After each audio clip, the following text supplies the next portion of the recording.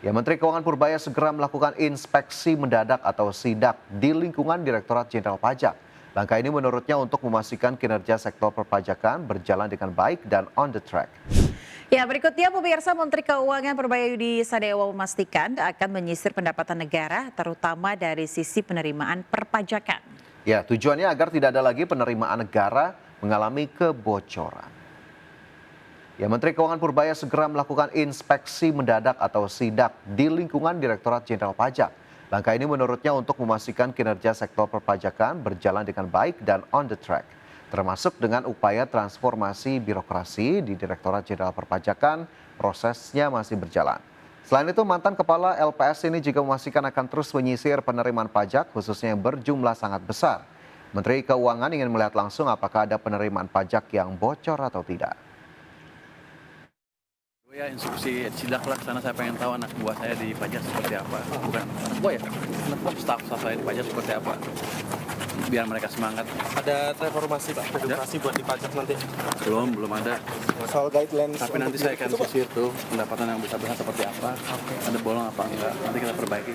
Kembali bersama kami di Market Buzz, pemirsa. Presiden Prabowo Subianto resmi menetapkan peraturan nomor 79 tahun 2025 tentang pemutakhiran rencana kerja pemerintah tahun 2025. Dalam revisi Perpres ini, pemirsa, pertumbuhan ekonomi tahun 2025 direvisi menjadi 5,3%.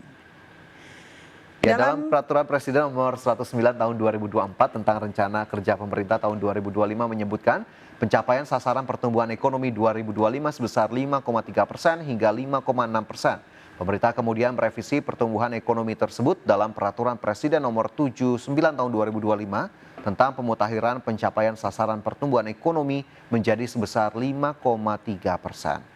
Target ekonomi 5,3% tersebut didukung oleh stabilitas ekonomi makro yang diupayakan terus menguat dengan memastikan indikator makro fiskal tetap berkinerja baik untuk menjamin keberlanjutan pembangunan dalam jangka menengah panjang.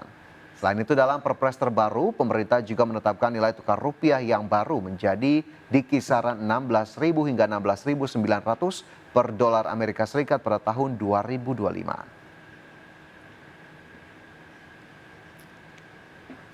Ya, selanjutnya pemirsa, Menteri Perumahan dan Kawasan Permukiman Marwarar Sirait mengungkapkan Presiden Prabowo memerintahkan percepatan penyediaan rumah subsidi bagi masyarakat. Ya, dalam keterangan di Istana Negara, pemirsa, Menteri PKP Marwarar Sirait menyampaikan bahwa terjadi peningkatan signifikan kuota rumah subsidi tahun ini. Realisasi program rumah subsidi dari 1 Januari hingga 15 September 2025 yang sudah diserahkan tercatat sebanyak 175.662 unit. Sementara berdasarkan catatan Menteri PKP, rumah subsidi dalam tahap pembangunan atau ready stock, persetujuan kredit dan akad kredit tambahan mencapai 45.000 unit, jadi total keseluruhan mencapai 221.047 unit. Selain itu, pemirsa, Menteri ARA juga menjelaskan program kredit usaha rakyat untuk sektor perumahan yang nilainya 130 triliun rupiah ini disebut menjadi langkah strategis. Untuk pertama kalinya, KUR diarahkan mendukung pembiayaan rumah rakyat. Sudah KUR perumahan yang pertama sepanjang sejarah Indonesia, 130 triliun buat UMKM, buat developer, kontraktor, kemudian juga toko-toko bangunan yang masuk kriteria UMKM, kemudian juga dari bagaimana dukungan dari Bank Indonesia, ada GWM Bank Indonesia dan juga burden sharing. Sekarang kami doakan akan merumuskan satu lagi kebijakan di bidang perumahan yang diharapkan bisa.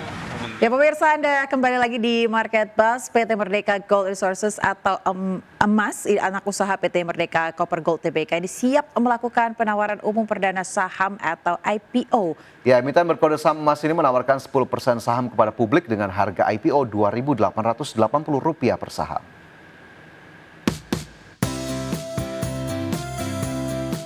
PT Merdeka Gold Resources, anak usaha PT Merdeka Copper Gold Tbk, siap melakukan penawaran umum perdana saham atau IPO.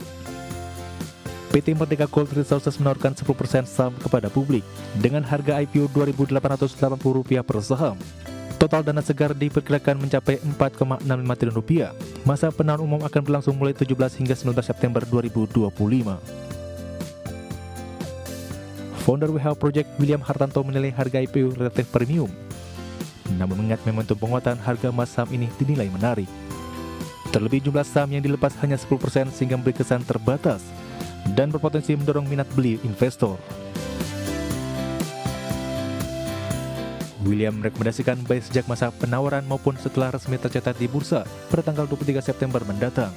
Meski demikian, investor tetap diminta mengawasi volume perdagangan, sebab bila volume meningkat tinggi sejak hari pertama, bisa menunjukkan tekanan jual yang besar dan rawan terkoreksi. Berbagai sumber IDXNO. Ya, selanjutnya pemirsa, Hanjaya Mandala Sampurna atau HMSP diperkirakan akan memperoleh keuntungan dari potensi kenaikan tarif cukai rokok yang lebih rendah, hanya sekitar 3 hingga 5% pada 2026 dibandingkan rata-rata 9% dalam 5 tahun terakhir. Sementara itu, pemirsa, Menteri Keuangan Purbaya Yudi Sadewa akan mengkaji opsi penurunan cukai hasil tembakau atau CHT. Hanjaya Mandala Sampurna atau HMSP diperkirakan akan memperoleh keuntungan dari potensi kenaikan tarif cukai rokok yang lebih rendah, hanya sekitar 3 hingga 5% pada 2026 dibandingkan rata-rata 9% dalam 5 tahun terakhir. Berdasarkan rancangan awal Anggaran Pendapatan dan Belanja Negara atau RAPBN 2026, tarif cukai rokok di Indonesia kemungkinan hanya akan naik 3 hingga 5% pada tahun depan. Diskusi di DPR juga mendorong penerapan kenaikan cukai yang lebih rendah sehingga memperbesar peluang terciptanya rezim cukai yang lebih longgar bagi industri tembakau. Menyikapi tidak adanya kenaikan cukai hasil tembakau tahun depan, saham emiten rokok kompak melesat pada perdagangan hari Selasa lalu. 4 emiten rokok yang melantai di bursa pada hari Selasa kompak membukukan kenaikan harga saham yang signifikan, bahkan 2 dari 4 saham rokok tercatat menyentuh batas auto rejection atas dan 2 lainnya juga tercatat nyaris arah. Sementara itu, Menteri Keuangan Purbaya Yudi Sadewa akan mengkaji opsi penurunan cukai hasil tembakau atau CHT. Menurutnya, setiap kebijakan yang dirumuskan memerlukan studi mendalam dan analisis dari lapangan sebelum diterapkan. Berbagai sumber IDX Channel.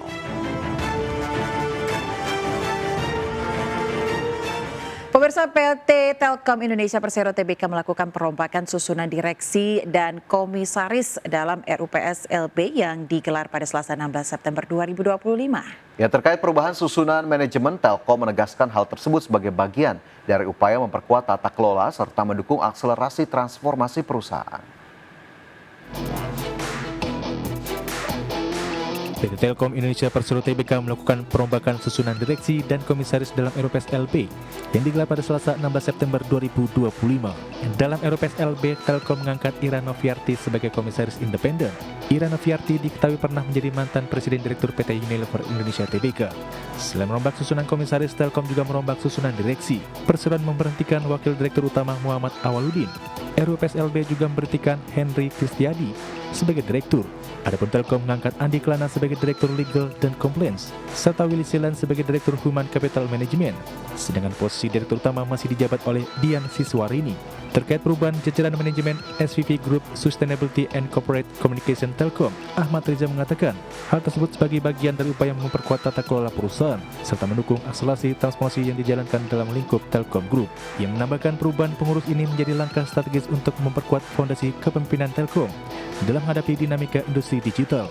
Melalui penguatan fokus transformasi, Telkom memproyeksikan peluang pertumbuhan bisnis yang optimis pada periode semester 2. Berbagai sumber untuk IDX Channel. Apa ya?